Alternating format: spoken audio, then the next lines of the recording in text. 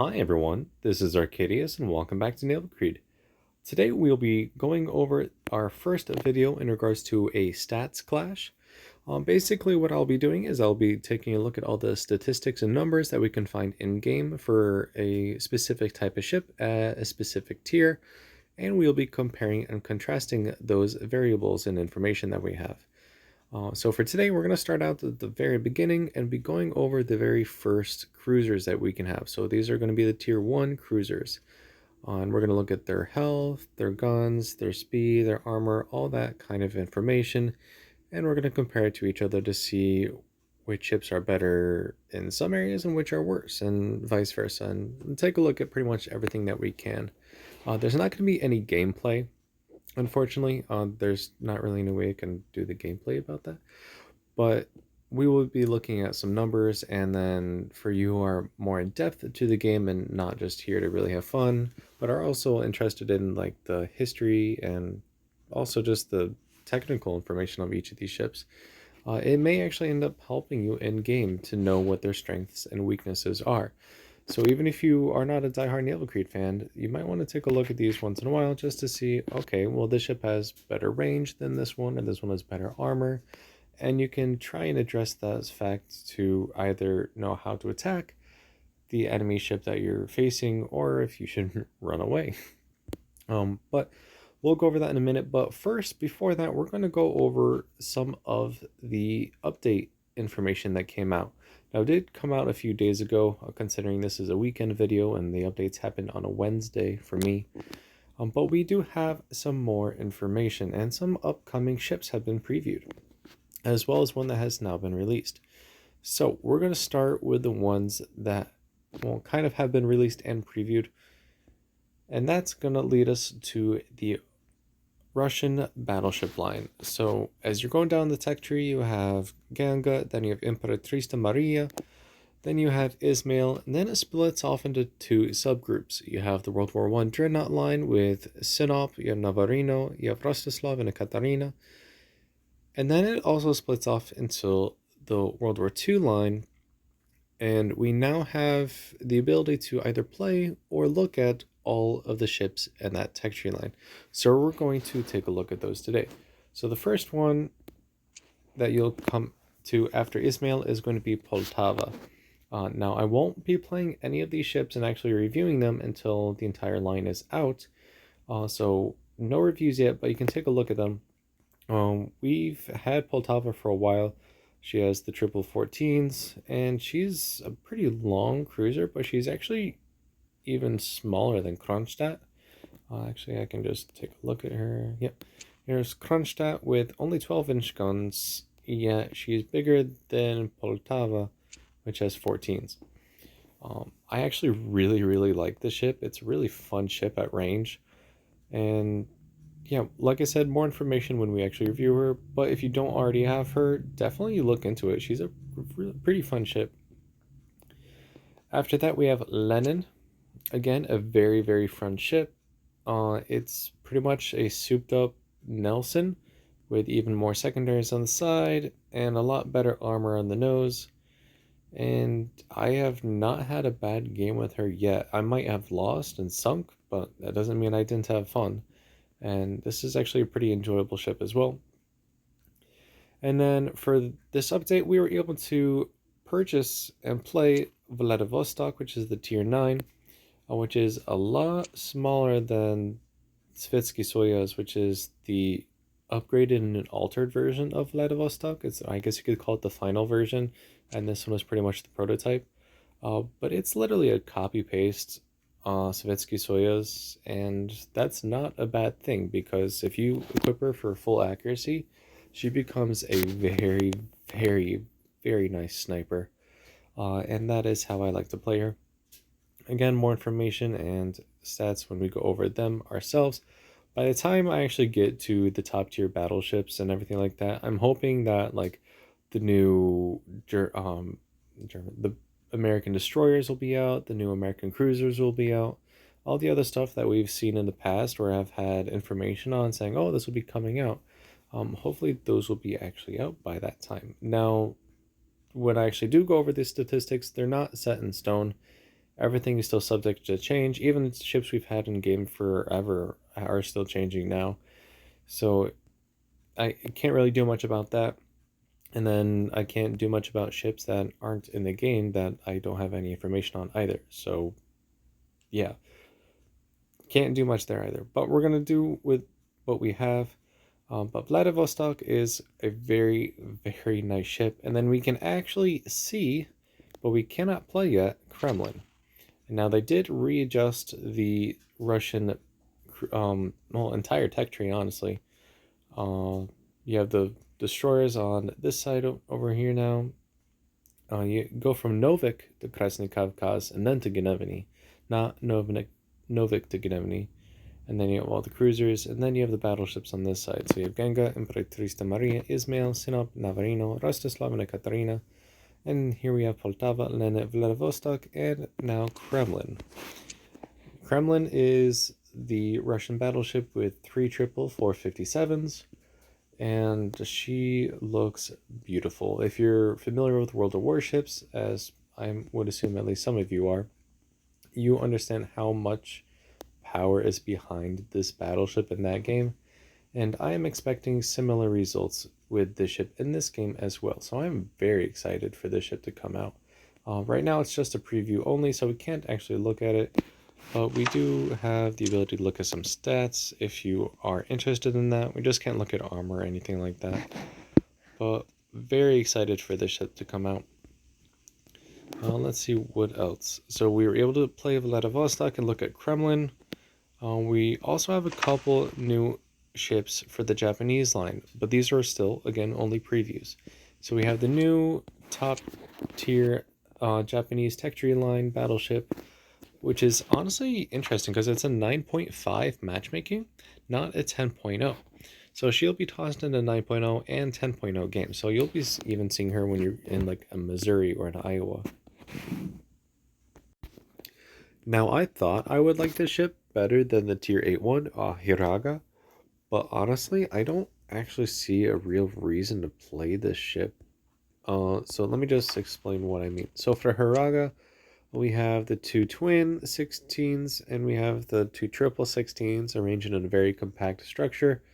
And we have some 6-inch secondaries on the side and even some 6-inch casemates. And very limited AA defense, but that's pretty standard on all Japanese battleships. From what I will tell you before I review her, she is a very good sniper battleship. She's very compact and hard to hit at range, and she has the guns and accuracy to actually be very, very effective at range herself. She's actually, I play her quite often, not just a tester since she's new, but just because she's fun. But with the next one, Shinanomi, you get the same exact guns, or at least the gun calibers. I don't know if their actual statistics are different or not. I haven't looked that closely to it yet. But you get pretty much less secondaries. You don't have any casemates, which is technically a bonus in naval design, but it does take away from the amount of damage you can do in game. And then you have all your AA pretty much right here. So if you just HE spam this one area and take out all these guns, she's pretty much defenseless at that point. I mean, she doesn't have much to begin with. She's a whole lot longer. I'm pretty sure she's longer than a Yamato. Let me see here. Yeah, she's longer than a Yamato. And I doubt you're going to have very good armor. So you're just going to be a floating citadel. And yeah, I don't really see how this one's going to play any better than the tier 8. She might have better stats, but that doesn't mean she's going to play better. She's going to be a very easily destroyed ship in my opinion. But like I said, we can't play her yet, so we'll have to see when she eventually comes out. And then a new tier 9 super cruiser for the Japanese is out. Now we've already seen information in regards to this. It's the B65 design, and I'm going to rename it Azuma, and this is how she looks. She's a beautiful ship, absolutely gorgeous. I've actually been really wanting this ship in this game for a while, and I'm glad that it is going to be in here, hopefully very soon. So we have 3 triple, I think it's like 12.1s, it's 310s, and a 12 inch is 305, so about 3 point or 12.1s or so. And I mean, you have the standard ABX format, and you have a bunch of Akazuki turrets on you. You pretty much have an entire Akazuki minus torpedoes on each side of your ship. And this helps with AA defense, and they count as your secondaries as well. No torpedoes, which is very, very surprising for a Japanese cruiser, as there is only one in the game that doesn't have torpedoes, and that is Hashidate, the very first one you could ever play. So to have a Japanese cruiser that doesn't have torpedoes will be an interesting kind of ship. The way I'm expecting her to be is to be similar to like Alaska and Kronstadt and Guam, where you're at range and you use your large guns to just punish broadsides on battleships that aren't paying attention. And you're also a pretty decent cruiser killer as well. Not so much against destroyers, I would say. And her AA defense will determine if she's going to be any good against carriers. But I feel like Guam and Alaska will be the ones to take that trophy home, because they're American cruisers. They're just going to be known for having amazing anti-aircraft guns. There's no other way around it. But I'm not going to be too disappointed, even if she's not the strongest AA ship. I mean, she's going to have hopefully decent sniper abilities. We'll have to see. Like I said, I am quite excited for the ship as well. And then those are the newest ones that we can preview. Again, we can still look at Norfolk, which is the one that has the twin 12s, but no new information in regards to her, no release date, no nothing. Just you can look at her. She's pretty ship. All right, so that is pretty much the gist of the update this week, or this previous update, I should say. And now we're actually going to go over to the stats clash information. So for any of you who are not interested in that, I will see you in the next video if you want to go over what came out in the update. And if you do stick around for the stats, I would greatly appreciate it. All right, so the ships that we will be going over today are Hashidate, Kitori, Erie, Broomer, and Black Swan.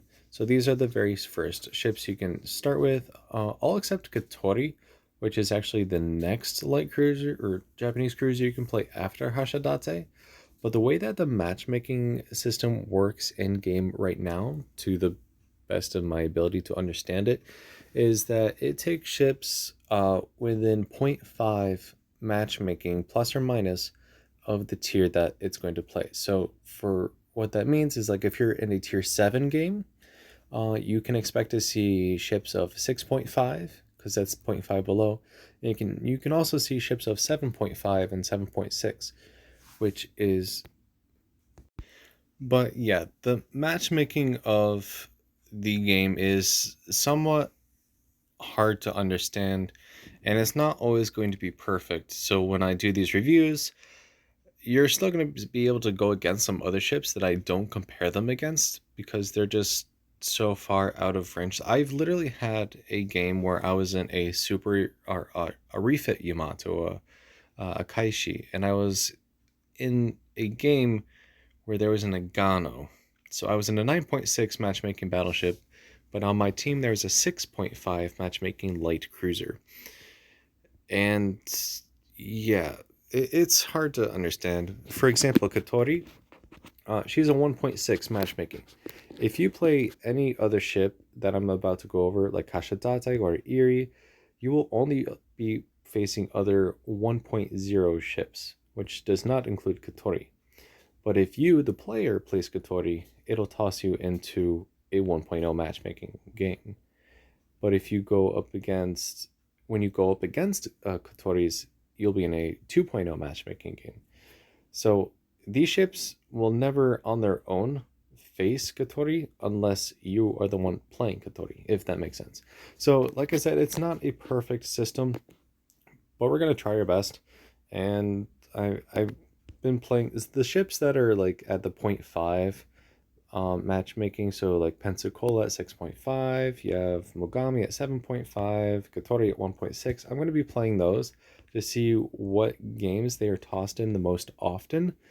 and then comparing them to the ships at that tier that they're in the most often. But like I said, you can have a Neptune at, well, what's actually, let me find a good example. So, um, I guess you could say well, specifically the 9.6 cruisers. So the top tier cruisers, Des Moines, you have Ibuki, you have Brandenburg, you have Alanevsky.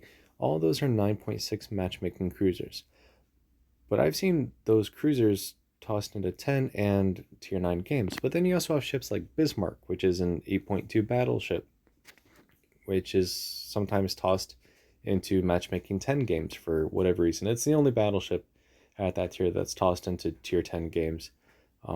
But it's not a perfect system, but I'm going to try and give it my best shot. So what I've done is I've written out a bunch of stats that I deem are the most important to this game, and then compare them. I have right now only done them handwritten, and then I will be explaining what I'm talking about. So even if you can't read my writing, I'll be saying it verbally. But if I would like feedback, if you're not able to read it, or if you don't like the way I do it when I write it out, let me know and I will type it up next time, and we'll see how that works. I'm just trying this new thing. So yeah, any feedback would be appreciated before we get it. All right, so now that we have a basis of what ships we will be going over, entry level cruisers, nothing too exciting, pretty basic. So for let's just go over armament. So we have 2 turrets on Hashidate, we have 2 turrets on Katori, plus 2 torpedo mounts, and a secondary and a fighter. So remember that. Erie has 4 guns, Broomer has 4 guns, and Black Swan has 3 twins. Alright, so first information. We have Hashidate, Katori, Erie, Broomer, and Black Swan. So let's look at their health pool. Well, Katori as a 1.6 has an absurd amount of health to be tossed into a tier 1 game of 18,400 health. That's more than double, which is of a 1.0 cruiser like Broomer, which is 7,200. And then you go all the way down until Hashidate of having the lowest amount of health at 5,400. So in order, it goes Katori, Broomer, Erie, Black Swan, and then Hashidate in terms of actual health. For the armor, it's a kind of a mix. So Erie and Broomer have the most of about 4 inches at 102 and 100 millimeters respectively.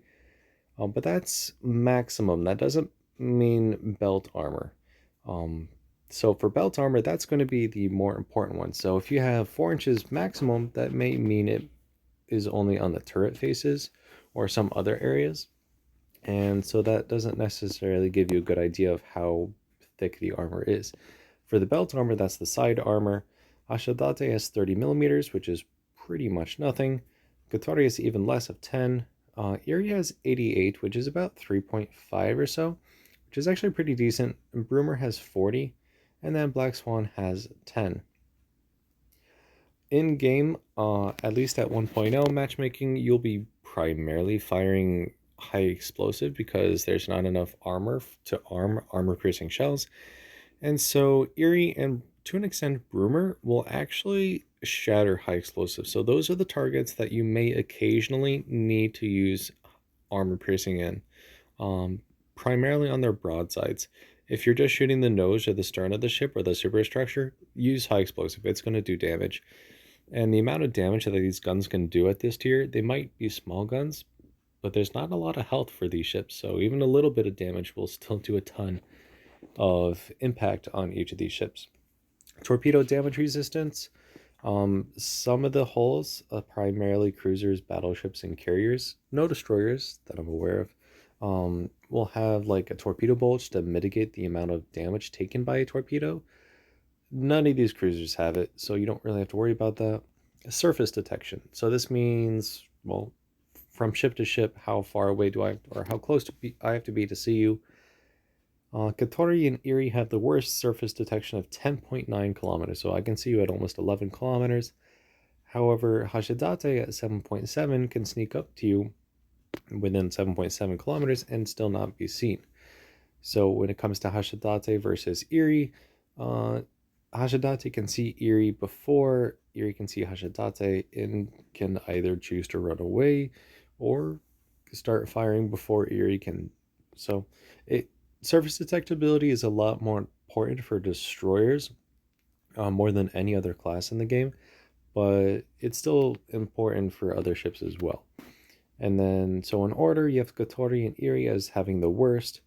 The next is Broomer at 8.6, the Black Swan at 8.4, and then Hashidate having the best concealment at 7.7 kilometers. Now, all of the stats that I will be going over for the next few weeks or so are just the base stats that you can find in game. This does not include captain skills, it does not include modules that you can equip, and it does not include any ornaments or other buffs you can apply as well. So this is just basic before anything extra is applied. Air detectability. So this is how close can an aircraft be in the air before it sees you. And again, we have Eri as being the worst at 6.3 kilometers before it being seen by an aircraft. And then it goes down to Hashidate again of having 4.7 kilometers as having the lowest. So Hashidate might have the worst health out of all of these, but you can also already see that she has an advantage as she is the stealthiest ship at this tier. In order goes Eri at 6.3, Broomer at 5.9, Kotori at 5.4, Black Swan at 5.0, and Hashidate at 4.7. So Broomer can actually be seen by the air farther than Kotori, but on the surface, Kotori can be seen farther than Broomer. The reason why air detectability is pretty important at this tier is because Kotori has that float plane. She only has one, but I mean, it's still one aircraft, so you still have to keep it in mind. All right, so now we're going into maneuverability. Turning circle radius. So this is how much distance that your ship covers when it's making a 180-degree turn. Pretty much how quick can you turn? What's the smallest amount of room that you need to turn around in? So we have the worst of being 500 for Broomer, 500 meters, and the best of 300 meters for Hashidate. So Hashidate again, low health, but good concealment and pretty decent maneuverability as well. In order, it goes Broomer 500, we have Kotori at 470, we have Black Swan, actually no, it's Eri at 390, and then Black Swan at 370, and Hashidate at 300. So yeah, Broomer and Kotori do suffer in terms of turning circle, but they have an advantage in health. So it's a plus and a minus. Rudder shift time. So how quickly can you turn from left to right, at least on the rudder? It looks like Broomer is the worst at 7.8 seconds versus Hashidate's 2.6 seconds. So that's a 5-second difference. And that really does make a difference. So if you're trying to avoid shells, you want to be able to turn very quickly. And so a fast turning rudder will help you with that. In order, it's Broomer at 7.8. And then you have, looks like Kotori at 6.0, Eri at 4.6, Black Swan at 3.2, and then Hashidate at the 2.6. So Black Swan and Hashidate are pretty similar in that regard. Maximum speed. Kotori, Eri, and Broomer all go 20 knots. Hashidate goes 19.5, and then Black Swan is 19 knots. So not the fastest there, but you're not really that far behind either. It's only 1 knot. All right, now we're going to be looking at the guns themselves. So the gun calibers for Hashidate, we have 120s, which is about a 4.7 inch gun. Kotori has 140s, which is a 4.5. Eri has 152, which is a 6. Broomer has a 150, which is a 5.9, I'm pretty sure. And then Black Swan has a 102, which is a 4 inch. 180-degree turn time. So how quickly can your ships or your guns turn from one side, from the right side to the left side, and vice versa? The slowest turning guns go to Broomer at 18 seconds, and the fastest turning ones go to, looks like Black Swan at 12 seconds. And then Kotori and Hashidate have 15 seconds, and Eri has 16.7. So pretty fast turning guns on Black Swan, even if you don't have a lot of health. So you can dish out damage, you just can't take it. High explosive damage. So this is per shell. So for Hashidate, you have a 1700 damage per shell with 21 millimeters that you can penetrate with high explosive shell. Katori can do 2300 and pen 28 millimeters. Erie can do 2800 and pen 30 mils. Broomer can do 1350 and pen 30 mils. And then Black Swan can do, looks like 2800 or so. Let me check 1 second. Yeah, Black Swan can actually pen or do 2800 damage and pen 18 mils. So he can't penetrate a lot of armor, but you can definitely do a ton of damage if you do. Because remember, you have the most guns at this tier for a cruiser. You have 6 guns arranged in 3 twin turrets.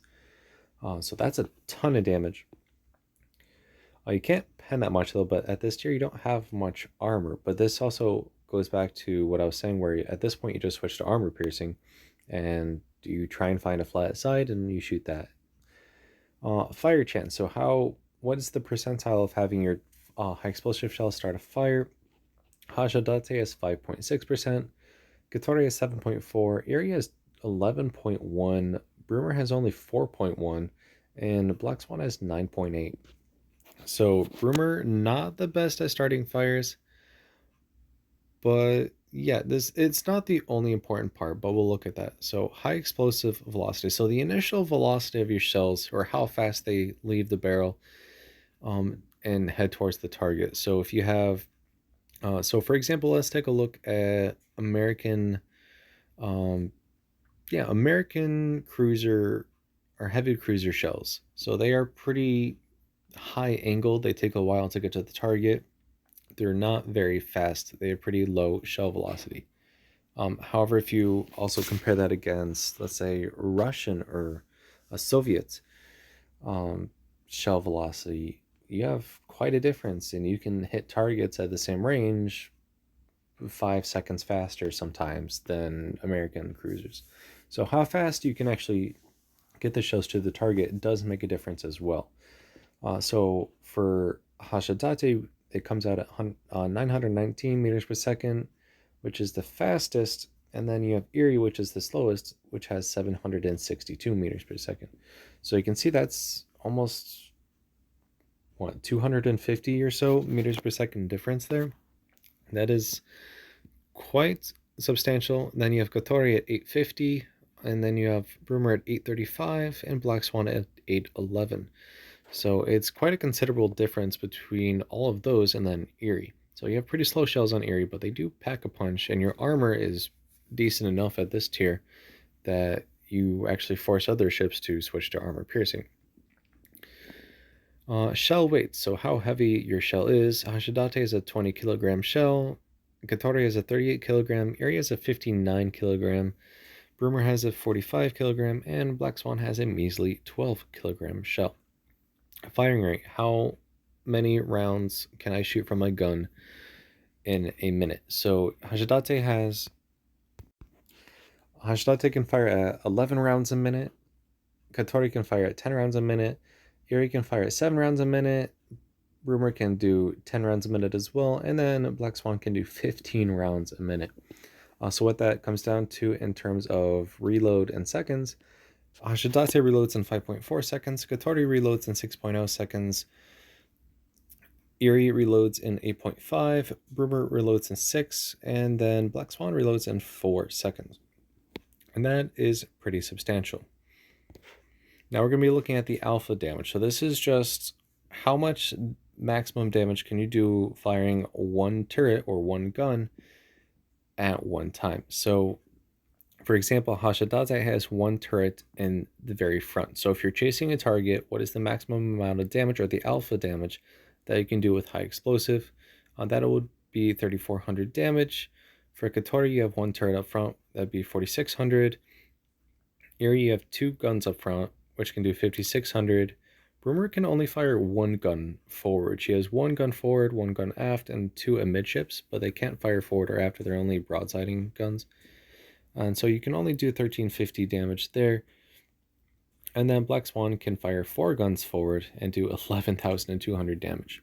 Now I'm not just gonna say all these numbers, but as you can see, you have high explosive forward, you have high explosive aft. So how many guns can you fire directly astern if you are the one being chased? And then how much damage you can do broadside. So using as many guns as possible, shooting broadside, how much maximum damage. So for high explosive forward, Black Swan is going to be the champion there, using 4 guns and doing 11,200 damage. If you're firing high explosive astern, you actually have a tie, it looks like, with Erie of about 5,600 damage there between Erie and Black Swan. And if you're shooting all of your guns to the side, Black Swan has the best at 16,800 high explosive damage, with Erie coming in at a second at 11,200. But Gatori is pretty decent as well with having her 4 guns.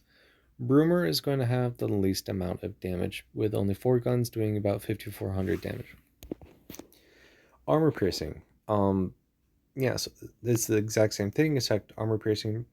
Now, mind you, this is not exact numbers. This is potential numbers, but there's sometimes when, like, let's say you have an Erie and you shoot an enemy ship, you're not always going to be doing the 5,600 damage or whatever. Like, if you fire the 2 guns, you might get 3,000, you might get 2,000. It's just the maximum possible. It doesn't mean that's going to be what you expect to see in game.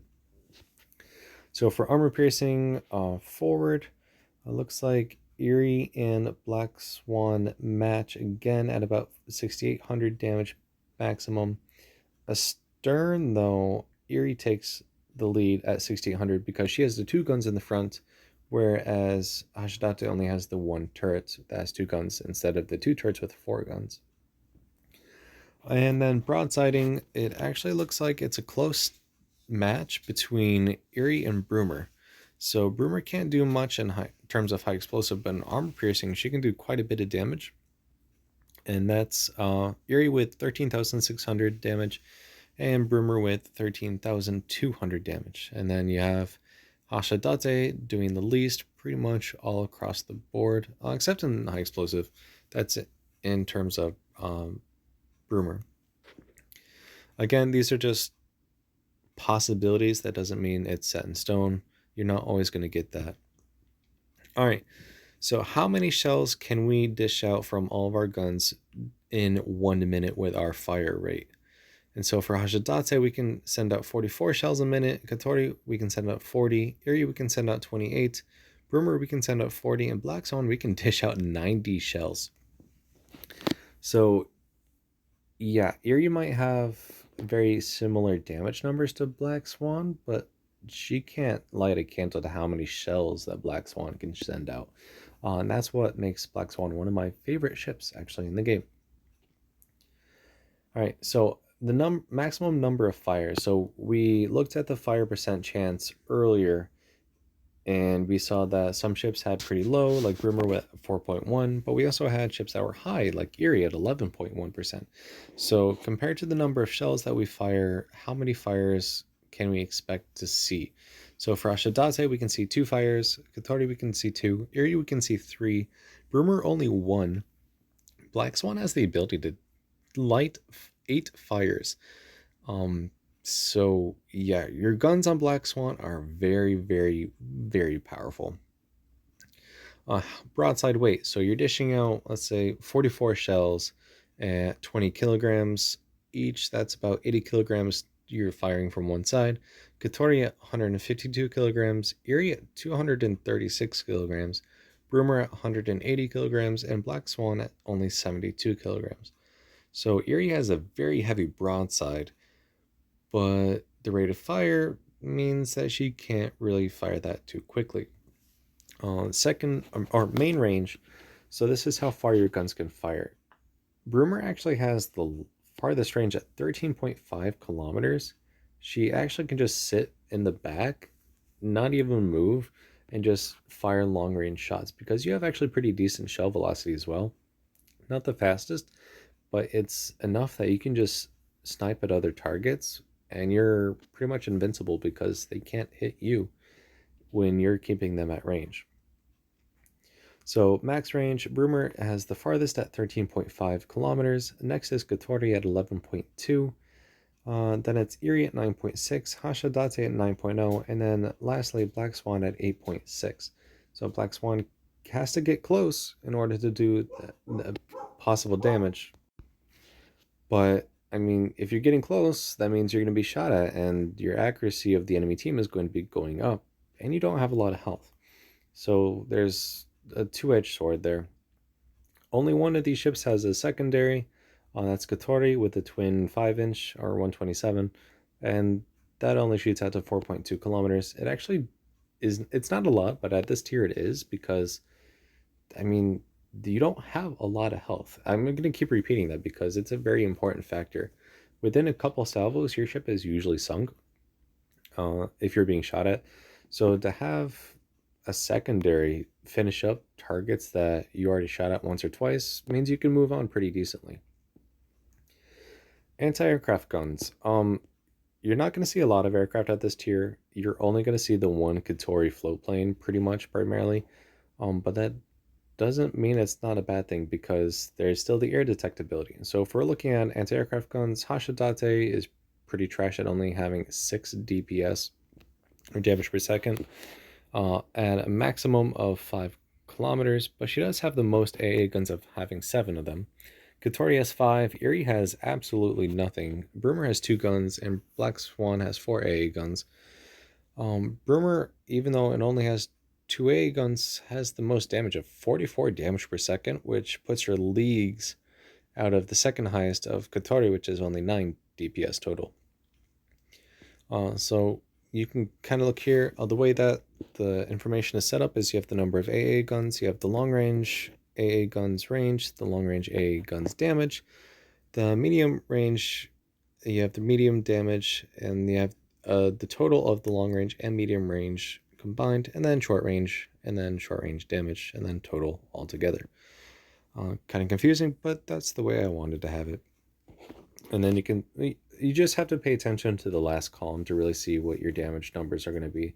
So for, like, as you can see, Erie has absolutely nothing, so that's why she has 0 damage. Black Swan can do 3 points of damage, and then River does 44. But like I said, A is not really that important here. All right, next we go on to torpedoes. There's only one ship here that actually can use torpedoes, and that's Kotori with her 2 twin launchers, 1 on each side.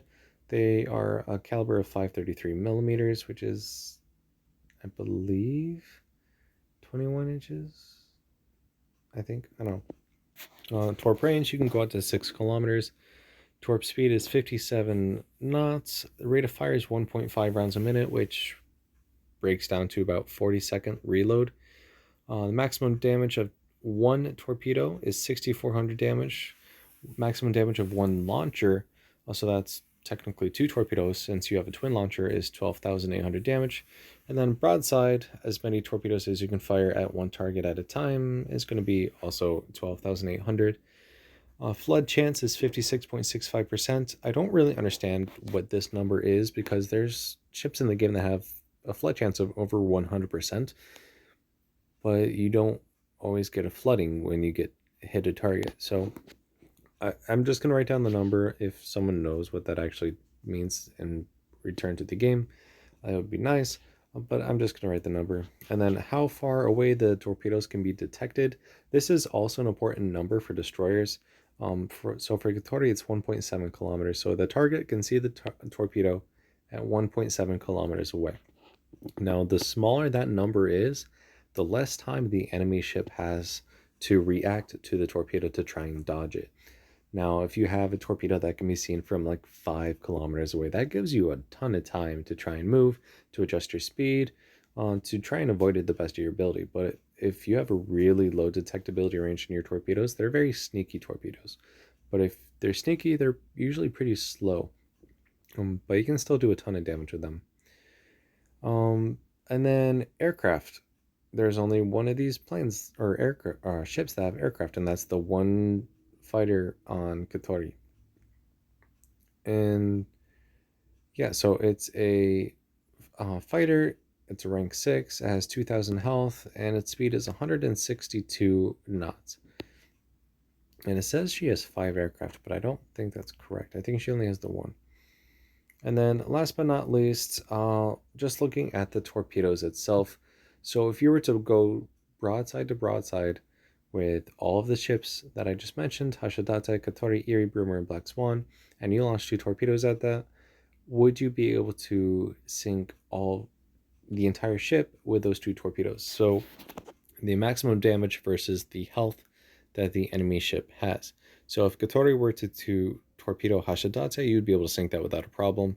Same with Black Swan, same with Erie, same with Broomer. But if you were to actually torpedo another Katori, you would have to use your guns to finish it off, because Katori has more health than the maximum damage those torpedoes can do. And I have seen that in game. So you can sink most of them, but not all of them if you're just to rush them at your 20 knots or so and just launch a torpedo into it. With that, I will wrap up today's review.